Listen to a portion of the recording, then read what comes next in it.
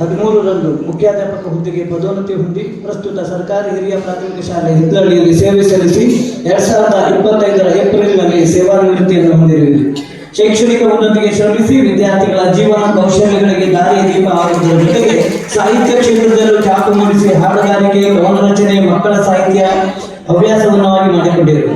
2002ರಲ್ಲಿ ರಾಜ್ಯ ಮಟ್ಟದ ಉತ್ತಮ ಶಿಕ್ಷಕ ಪ್ರಶಸ್ತಿ ಹಾಗೂ 2018ರಲ್ಲಿ ರಾಜ್ಯ ಮಟ್ಟದ ಶಿಕ್ಷಕಿ ಪ್ರಶಸ್ತಿಯನ್ನು ಪಡೆದಿರುತ್ತದೆ. ಮಕ್ಕಳಿಗೆ ಗುರುವಾಗಿ, ಕನ್ನಡ ಕವಿಯಾಗಿ, ಸಾಮಾಜಿಕ ಚಿಂತಕರಾಗಿ, ಕನ್ನಡ ತಾಯಿಯ ಸೇವೆ ಸಲ್ಲಿಸಿದ ತಮ್ಮನ್ನು ಕನ್ನಡ ರಾಜ್ಯೋತ್ಸವದ ಈ ಶುಭ ಸಮಾರಂಭದಲ್ಲಿ ಗೌರವಪೂರ್ವಕವಾಗಿ ಅಭಿನಂದಿಸಲು ಸಂತೋಷವಾಗುತ್ತಿದೆ.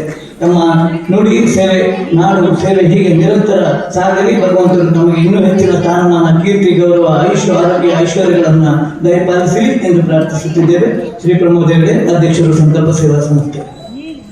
ಅದೇ ರೀತಿ ಶ್ರೀ ಕಲ್ಲಪ್ಪ ಕೆ ನಾಯಕ್ ಇವರು ಕಲಕರಡಿ ಗ್ರಾಮದ ಸಾಮಾನ್ಯ ಬಡ ಮಧ್ಯಮ ಕುಟುಂಬದ ಶ್ರೀ ಕೂರಪ್ಪ ಮತ್ತು ಶ್ರೀಮತಿ ಈರಮ್ಮ ದಂಪತಿಗಳ ಪುತ್ರರಾಗಿ 27/12/1900